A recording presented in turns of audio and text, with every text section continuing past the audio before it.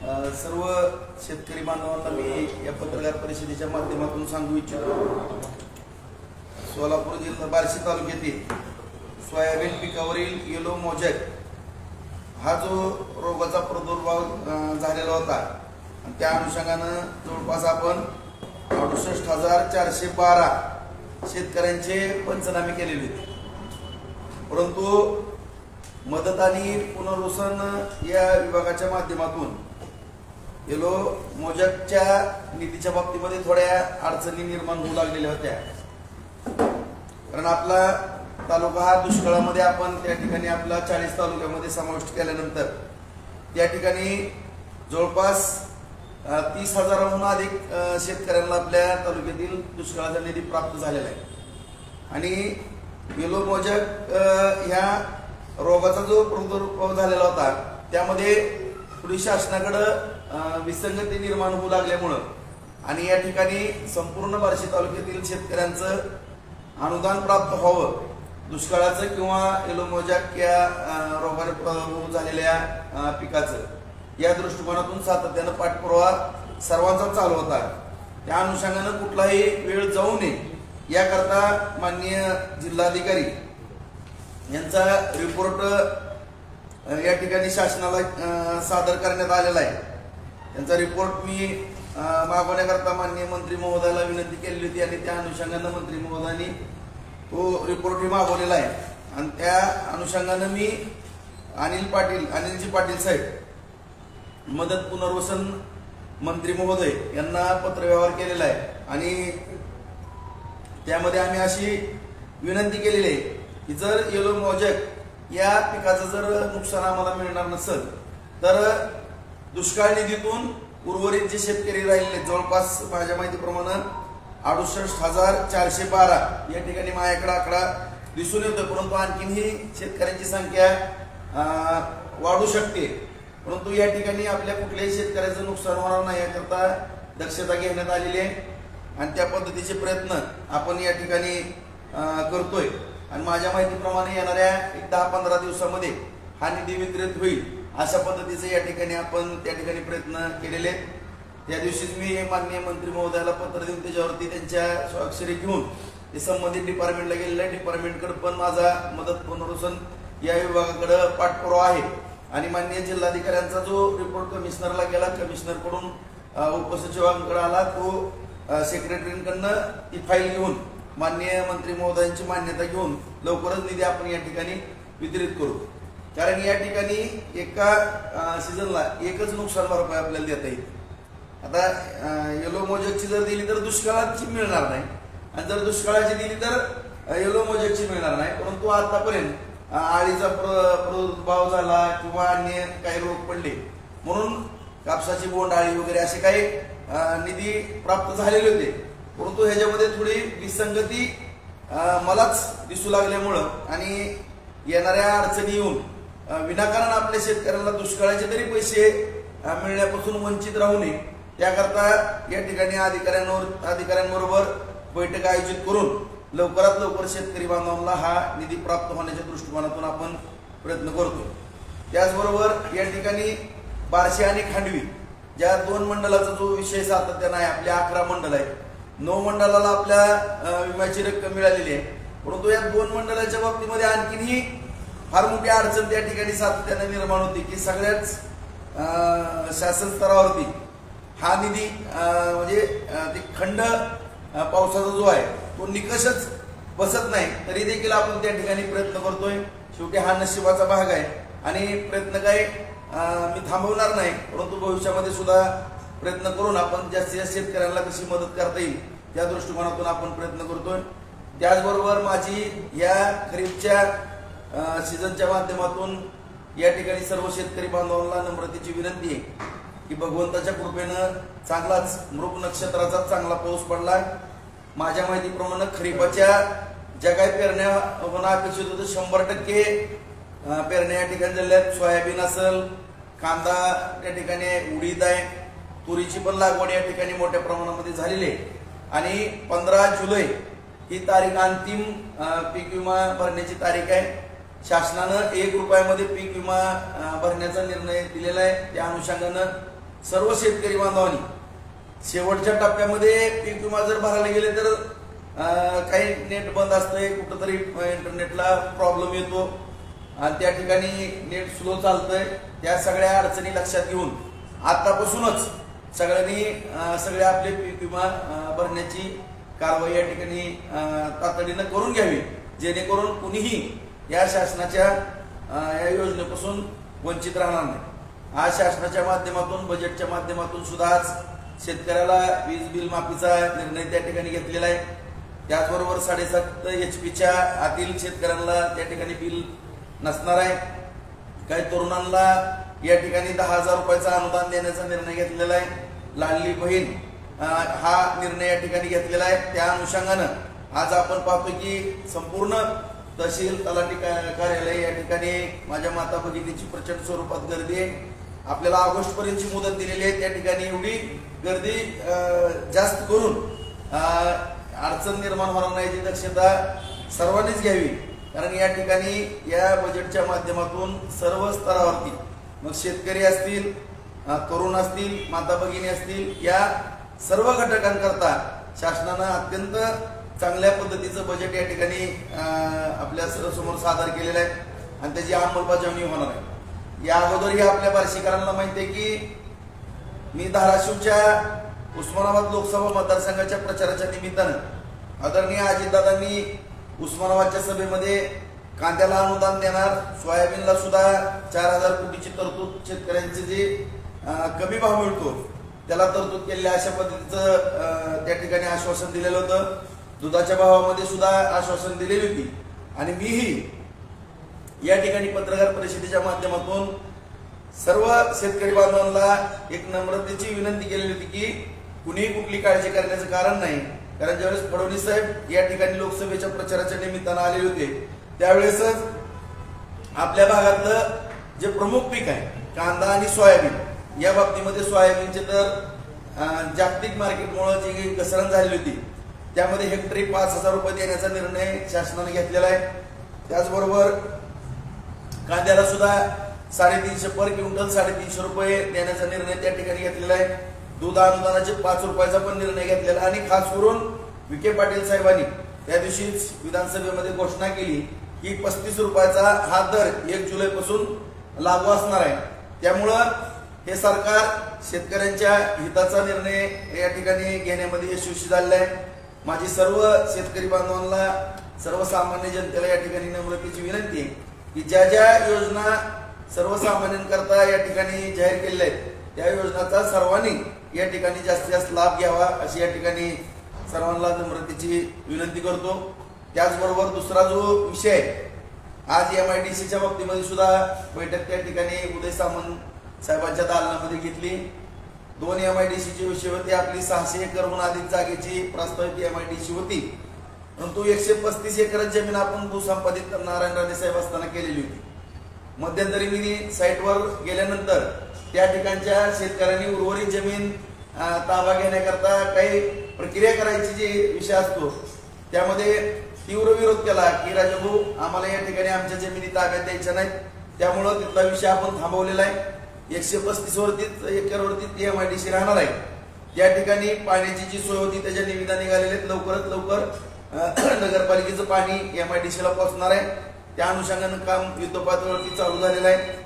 त्याचबरोबर सबस्टेशन 2 सबस्टेशनचं पण काम त्या ठिकाणी जवळपास अंतिम टप्प्यामध्ये आलेलं आहे. थोडी अडचण आहे तांत्रिक, काही तिथले स्थानिक शेतकऱ्यांची आणि त्यांच्या शेतातून काही पोल वगैरे जातात त्या अडचणी सुद्धा दूर केल्या जातील अशा रीतीनं MIDCचं सुद्धा त्या ठिकाणी छोटे मोठे उद्योग उभारावे लागलेले आहेत.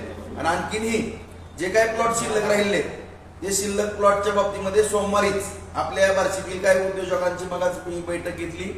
त्यांनाही सांगितलेलं की आपण सोलापूरच्या चिंचोली MIDCच्या ऑफिसमध्ये जावा, आपण अर्ज करा, आपल्याला प्लॉट अलॉट होतील आणि आपले प्रोजेक्ट रिपोर्ट त्या ठिकाणी सादर करून आपल्या ताब्यामध्ये प्लॉट घेऊन त्या ठिकाणी नवीन उद्योग त्या ठिकाणी त्यांनी सुरू करावे. उद्योग उभा करत असताना त्यांना जर काही अडचणी असतील तर निश्चितपणाने आम्ही त्या ठिकाणी मदत करू. दुसरा मुद्दा, वैराग MIDCच्या बाबतीमध्ये जो संतनाथ सहकारी साखर कारखाना आहे त्या ठिकाणी सुद्धा MIDC व्हावी ही माझी प्रामाणिक भूमिका आहे. परंतु काही तांत्रिक अडचणी आहेत. मी पाठीमागं सुद्धा वैरागच्या बैठकामध्ये वेळोवेळी काही सभांमधून बैठकांमधून काही वाच्यता केलेली आहे, परंतु तो वैराग भागाचा विषय असल्यामुळं आज एवढंच या निमित्तानं सांगतो की त्या ठिकाणी सुद्धा वैराग भागामध्ये MIDC व्हावी या दृष्टिकोनातून प्रयत्न आम्ही करत असताना साखर कारखान्याचा सुद्धा त्या ठिकाणचा विषय, हे दोन्ही विषय वैरागच्या आमचे पदाधिकारी आणि पत्रकार बांधवांना त्या ठिकाणी सोबत घेऊन वैरागच्या जनतेला सुद्धा त्याची माहिती निश्चितपणानं देण्यात येणार. आपण वीज बिलाचा मुद्दा घेतला तर ते वीज बिल माफीसाठी काही त्याला शेतकऱ्यांसाठी काही अट आहे का? तो अल्पभूधारक असावा किंवा असं काही अटी आहेत का? नाही, तसं काही नाही. सरसकट माफी केलेली आहे. भाऊ 14 जुलैला कृषी उत्पन्न बाजार समितीची आपली मुदत संपत आहे, तर निवडणूक प्रक्रिया पुढे लाभणार आहे त्या प्रशासक येणार याविषयी काय तुमची? आम्ही निवडणुकीला सज्ज आहोत. आमची पूर्ण तयारी झालेली आहे. आता मोठी निवडणूक असल्यानंतर लोकसभा किंवा विधानसभा अशा जर निवडणुका असतील तर शासन स्तरावरती प्रशासकाची नियुक्ती केली जाते, प्रशासक मंडळ नेमलं जाते. परंतु अगोदरच सोलापूर आणि बार्शी या दोन्ही बाजार समितीला 6 महिन्याच्या 2 वेळेस मुदतवाढ दिलेली आहे. त्यामुळं 2 वेळेसच मुदतवाढ देण्याचा नियम आहे. जर आता मुदतवाढ द्यायची असेल तर त्रिसदस्यीय प्रशासकीय मंडळ शासन नियुक्त करतं. परंतु आम्ही आमच्या परीनं या ठिकाणी मतदार याद्या वगैरे सादर झालेल्या आहेत. आम्ही बाजार समितीच्या निवडणुकीला सज्ज आहोत. त्यामध्ये कुठली या ठिकाणी जी विकास कामं केली किंवा बाजार समितीमध्ये जे सुधारणा केले ह्या सर्व गोष्टीचा विचार करता आम्ही आमची तयारी पूर्ण केलेली आहे आणि निश्चितपणानं त्या ठिकाणी केलेल्या विकास कामाच्या जोरावरती आम्ही पैकीच्या पैकी बाजार समितीच्या सगळ्या जागा जिंकू.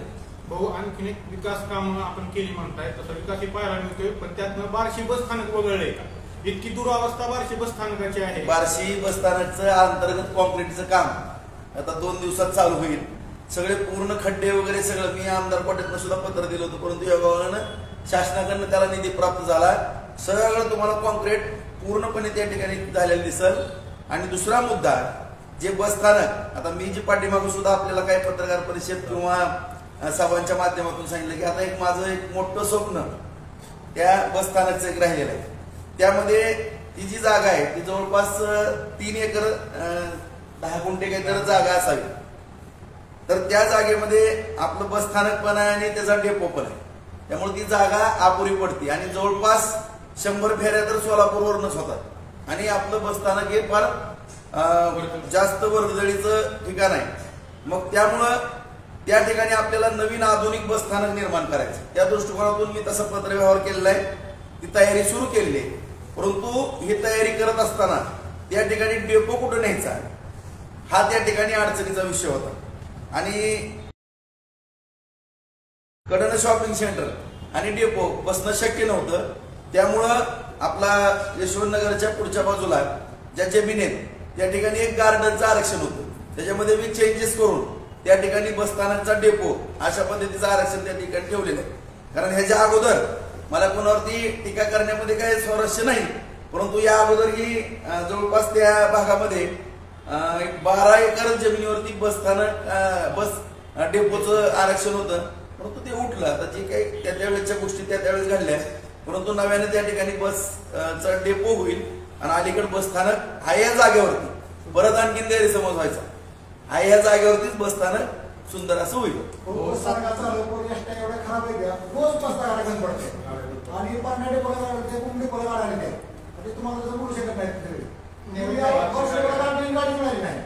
आपण लवकरात लवकर प्रयत्न करून नवीन बस सुद्धा आपल्या डेपोला निर्माण करू. लवकरात लवकर प्राप्त करू आपण चांगल्या नवीन बस आणि आपल्या साक्षीनं त्याचं उद्घाटन पण करतो. तुम्ही सातत्यानं पाठपुरावा केल्यामुळं बार्शी कोर्टाच्या नवीन इमारतीचं त्या ठिकाणी वर्क ऑर्डर सुद्धा निघालेले आहे. प्रत्यक्ष कामाला कधी सुरुवात? एक 15-20 दिवसामध्ये. आता सगळा हा न्यायाधीशांच्या अखत्यारीतला विषय. आता ही सगळी निधीची तरतूद करणं वगैरे सगळं हे माझं काम मी पूर्ण केलेलं आहे. आता त्याचं उद्घाटन करणं किंवा कोण पाहुणे बोलवणं त्याचा सगळा प्रोटोकॉल हा माननीय न्यायाधीशांच्या अखत्यारीतला आहे. त्याच्यामध्ये राजकीय मंडळीला हस्तक्षेप करता येत नाही. पण ज्या दिवशी माननीय न्यायाधीश त्याचा निर्णय घेतील त्या दिवशी त्याच्या दुसऱ्या दिवसापासून काम सुरू होईल आणि माझ्या माहितीप्रमाणे 2 वर्षाची काहीतरी त्याला मुदत आहे. त्या मुदतीच्या आत ते काम पण पूर्ण होईल.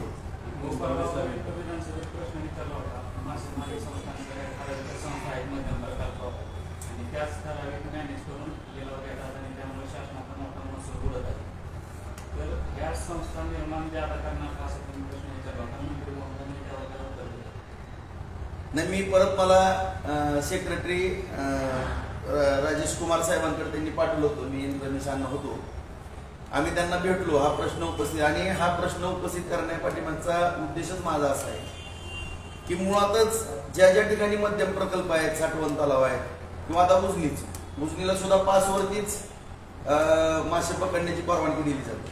आता उदाहरणार्थ काय काय तलाव असे की वर्षाला 50,000 किंवा 70,000 रुपये किंवा 1 लाख रुपये आणि रोज 2 लाखाचे मासे पकडले जाते.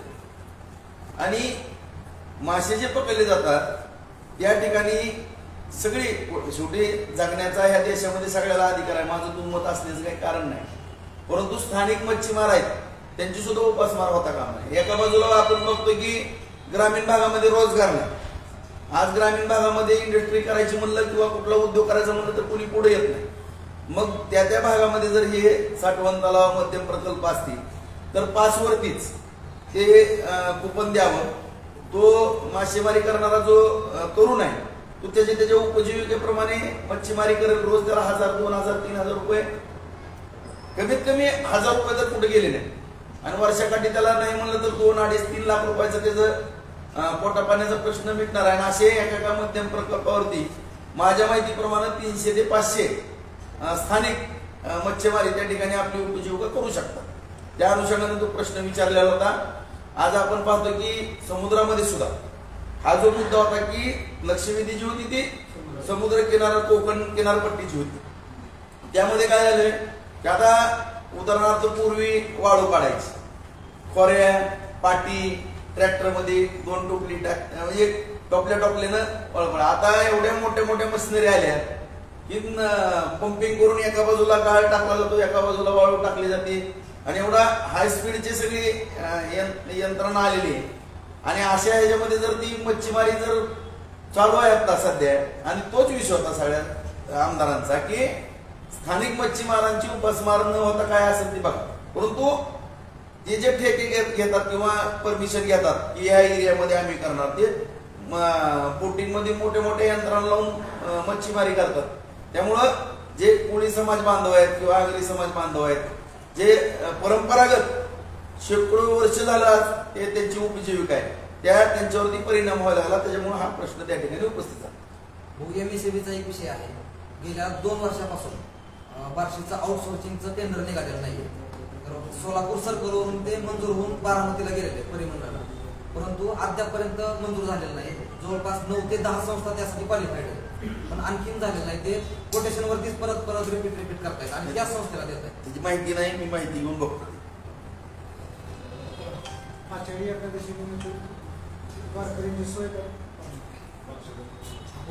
आपलं भगवान मंदिरामध्ये खाली पण चांगली जेवणाची वगैरे आपण भोजनालयाची सोय केली आहे.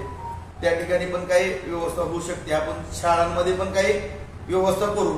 परंतु आपलं जे भक्त निवास आता मंजूर झालेलं आहे, माझी या ठिकाणी भगवंताकडे प्रार्थना करतो की ते भगवत निवास लवकरात लवकर काम पूर्ण झालं तर पुढच्या वर्षी काही करून आपण ते आपले वारकरी त्या भक्त निवासामध्ये थांबवण्याची व्यवस्था करण्यामध्ये यशस्वी होऊ. दुसरा मुद्दा, त्या अनुषंगानं आपला जो तीर्थक्षेत्र आराखडा आहे तो सुद्धा शासनाला सादर झालेला आहे.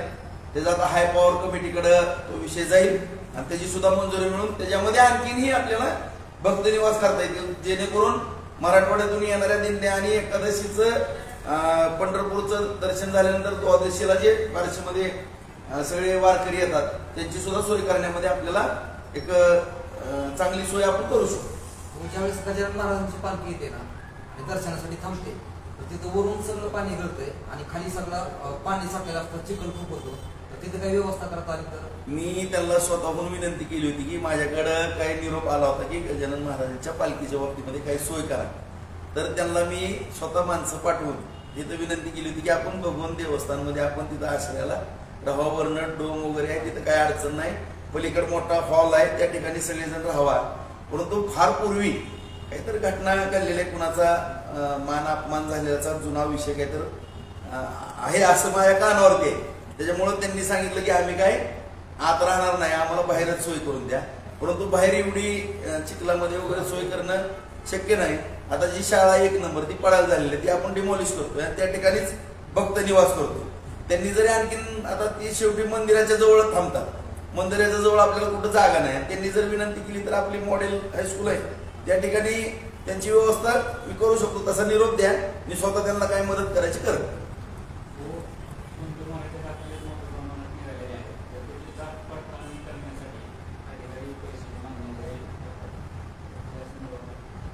ज्या ज्या तरुणांना दाखल्याच्या बाबतीमध्ये काही अडचण असेल त्या तरुणांनी पूर्ण वेळ मी या ठिकाणी बसलेला असतो.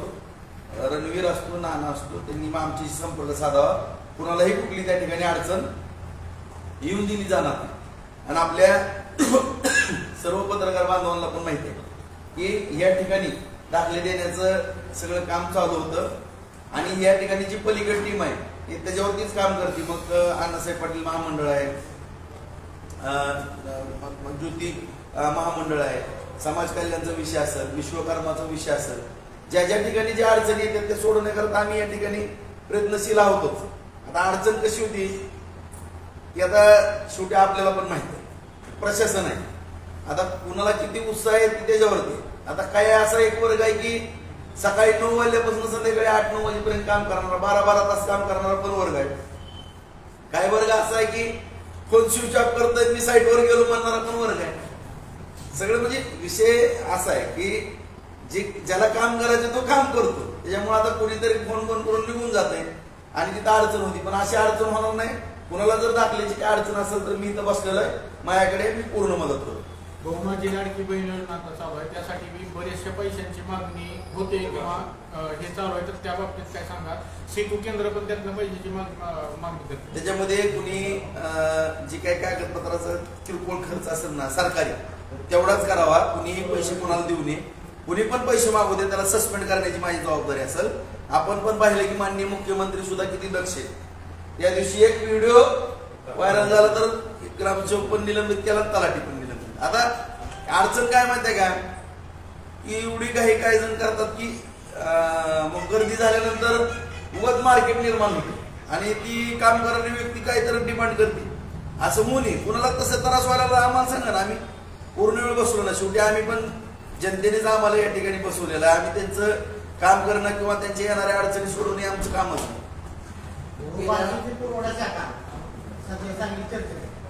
पैशासाठी पैशाची मागणी केली जाते, वारंवार तक्रार आहे आणि तिथं पैसे घेतले नाही ते आता उशीर झाले मध्यंतरी पैसे घेतले. त्याच्यानंतर तुम्ही त्यांना काय करणार? पैसे जर मागितले ना सरळ माझ्याकडे या, मी अँटी करप्शनची सगळी व्यवस्था करून देतो. असा ट्रॅप लावतो ना कळलं पण नाही, पण बरोबर सापडल्यावरच लक्षात येईल की पैसे घेताना सापडलं. महिलांना आतापर्यंत त्रास दिलेला काय मी सांगू का, आता काही विषय न बोललेले बरे. आता कशामुळे काय करते आपल्या सगळ्यालाच माहिती, तुम्हाला सांगू. पण ज्यांची तक्रार ना माझ्याकडे येऊ द्या ना, मी सरळ करायची माणसं जी कुणी आगाऊपणा करते त्याला सरळ करण्याकरताच मी हित आहे. आता गपचूप जर तिकडे काय चाललं 8 बाजूला तर मी तर काय बघणार. पण बहुतेक झिरो कर्मचारी पुरवठा विभागात सापडतात. असे किती कर्मचारी झिरो कर्मचारी प्रशासकीय कार्यरत आहेत आणि त्यामुळे त्यांचा सुळसुळाट आहे. म्हणजे मिली बघत होती का अधिकारी आणि झिरो कर्मचारी. आता तुम्हाला पत्रकार बांधवांना मी सांगू इच्छितो की ह्या ऑफिसवर तुम्ही सकाळी 10 वाजल्यापासून 6 वाजेपर्यंत बसा. कुठलं काम सांगितलंय आणि ते काम ती आमची टीम करत नाही मोफत ते मला सांगा. अरे मग या नाही तर करून देतो आम्ही मोफत. आता कुणाला जर कुणाकडे जाऊन पैसे द्यायचे तर त्याला दोष कुणाचा आहे सांगा ना तुम्ही. आता इथं सकाळी 10ला या समोर ऑफिस आहे, तुम्ही बघा कुठलं पण काम सांगा. राशन कार्ड असेल, कुठलं विश्वकर्मा, अण्णासाहेब पाटील महामंडळ, बँकेचं प्रकरण, मुद्रा असेल, कुठलंही असू लगेचच आम्ही तिथे यंत्रणा लावतो. त्या पोरांना प्रश्न सुटना गेला तर ती माझ्याकडे येतात. तुम्ही बँकेत आमचा ताटेलला पाठवतो, मी स्वतः फोन करतो. सगळ्याच कामात राशन कार्डाचं आणखीन सुद्धा मी आता एवढे दिवस जर राजकारण करतोय, मी आमदार असताना सुद्धा मला कधी काय वाटलं नाही. माझा जर कॉम्प्युटरवरचा टाईपिस्ट नाही आला तर मी हाताने पत्र लिहून तहसीलदार त्याला राशन कार्ड काढून देण्याचं पण काम मी करतो. त्यामुळे कोणाला काय अडचण आली तर आहे ना. तो एक महत्वाचा प्रश्न आहे. मराठा समाजासाठी आपण आतापर्यंत खूप मोठं योगदान दिलेलं आहे आणि गेल्या 13 तारखेला मनोज जरांगे पाटील यांची आपण भेट घेतली आणि सरकारची आणि मनोज जरांगे पाटील यांची मध्यस्थी म्हणा किंवा पुढाकार घेऊन त्या ठिकाणी शंभूराज देसाई आणि तुम्ही 3 जणांची सदस्य समिती भेटली आणि 1 महिन्याची मुदत शासनानं त्यांना दिलेली होती. तर आता जवळपास 1 महिना होत आलेला आहे. या 13 जुलैला 1 महिना होतोय. तर त्याची प्रक्रिया नेमकी कुठपर्यंत आलेली आहे? संपूर्ण महाराष्ट्राचं लक्ष या गोष्टीकडे लागून आहे. आता त्याच्यावरती ज्यावेळेस आम्ही जरांगे पाटील साहेबांना ज्यावेळेस आम्ही भेटलो, माननीय मुख्यमंत्र्यांना परत उपमुख्यमंत्र्यांना हे सगळे विषय मी जाऊन आपण सगळ्यांनी पाहिलेले ते सगळे त्यांच्या कानावरती घातलेले होते आणि त्या अनुषंगानं लगेचच मराठा आमदारांची बैठक पण भारतीय जनता पार्टीच्या कार्यालयामध्ये आयोजित केली होती.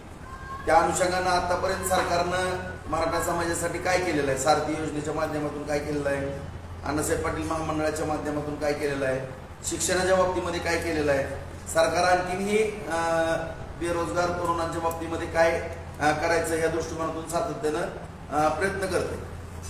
आणि चंद्रकांत दादा त्या ठिकाणी उपसमितीचे अध्यक्ष आहेत आणि त्यांच्याबरोबर सुद्धा सातत्यानं जवळपास माझ्या 3 बैठका झालेल्या आहेत.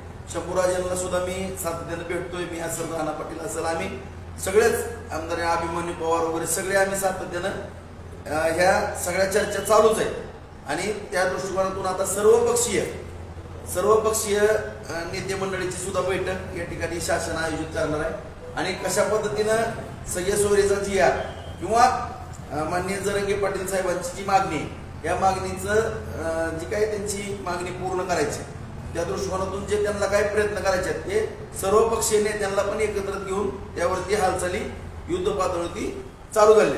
आता ह्याच्यामध्ये काय झालंय, सगळंच राजकारण येतं. मी कुठल्या पक्षाचं नाव घेत नाही किंवा काय नाही, सगळेच म्हणतात आरक्षण तर जरांगे पाटील साहेबांच्या सांगण्यावरून दिलं पाहिजे. जरांगे पाटील साहेबांची मागणी आहे की ओबीसीतच आरक्षण मिळालं पाहिजे. एका बाजूला कुणबीचे दाखले मराठा समाजाचे मिळालेले, 10% SC/BCचं आरक्षण त्या ठिकाणी दिलेलं आहे. आणखीन हैदराबाद संस्थांचा गॅजेटचा विषय, सातारा गॅजेटचा विषय त्या ठिकाणी आहे. असा हा फार मोठा विषय सातत्यानं शासनाच्या पुढे आहे. आता इकडं वीर आणि इकडं आठ अशी परिस्थिती. आता ह्याच्यात काय झालं, या राजकारणाच्या ह्याच्यात काही जण अशी पोळी भाजून घ्यायला लागले की मी या ठिकाणी, आता मी कोणाचं नाव घेत नाही, पण जे हितवतात किंवा सातत्यानं आरक्षण दिलं पाहिजे अशी जी भूमिका मांडतात त्या सगळ्या प्रत्येक पक्षाच्या नेत्यांना किंवा लोकप्रतिनिधीला माझं या ठिकाणी विनंती असेल की त्यांनी स्वतःच्या लेटर हेडवरती कशातनं आरक्षण द्यायचं एकदा त्यांनीच लिहून देऊ, म्हणजे नेमकं दुधाचं दूध आणि पाण्याचं पाणी होईल. शेवटी एक पिक्चर होता कादर खानचा, कादर खान विरोधी पक्षी नेते, एक मला आठवतं पिक्चर, ज्यावेळेस प्रचंड पूर आला होता, हाहाकार माजला होता आणि असा पूर आला की मुख्यमंत्री म्हणजे कादर खान सांगत होते त्यांच्या PA-ला, जर मुख्यमंत्री हेलिकॉप्टरने गेले तर असं हेडलाईन कर की खाली जनता तडफडून पुरात मारायला लागली आणि हेलिकॉप्टर मध्ये आयुष करते, आणि जर रेल्वेनं मुख्यमंत्री गेले तिथं पूरग्रस्तांना भेटायला तातडीनं जायची मदत तिथं द्यायची सोडून स्लो मध्ये रेल्वेनं चालल्या, असं विरोधी पक्षाचं काम आहे महाराष्ट्रात. त्यातला प्रकार झालेला आहे. परंतु जी काय भूमिका घ्यायची, शेवटी हा विषय काय भारतीय जनता पार्टी, शिवसेना, राष्ट्रवादी किंवा काँग्रेस, उबाटा किंवा कुठल्याही पक्षाचा नाही. सगळ्यात महत्वाचा या आपल्या देशाच्या भवितव्याचा विषय. मी माझ्यासारखा तर एक प्रामाणिक कार्यकर्ता म्हणून ह्याच्यामधून कुठल्याही समाजामध्ये तेढ निर्माण होता कामा नये. सगळेजण ज्या पद्धतीनं सुखसमाधानानं नांदत होती त्याच पद्धतीनं नांदावं. आज जर आपण ग्रामीण भागामध्ये किंवा शहरामध्ये शाळेमध्ये जर पाहिलं, लहान लहान मुलं सुद्धा ही ह्या जातीचं आहे, ती त्या जातीचं आहे, हे जातीचं आहे, आपण वेगळं बसू, ही चाललेलं आहे. अत्यंत दुर्दैव आहे. ह्याच्यामुळं विकासाच्या बाबतीमध्ये कुणी कितीही प्रश्न विचारू द्या, कितीही ताणू द्या, कितीही टीका करू द्या, विकासाच्या बाबतीमध्ये हार जीत काही येऊ द्या, ती सगळी मान्य असेल माझ्यासारख्या सामाजिक कार्यकर्त्याला. परंतु कुणाच्या तरी स्वार्थासाठी आपल्या देशामध्ये असला म्हणजे हाहाकार माजल किंवा अशांतता राहील किंवा जातीमध्ये तेढ निर्माण होईल असं पाप कुणीच करू नये ह्या मताचा मी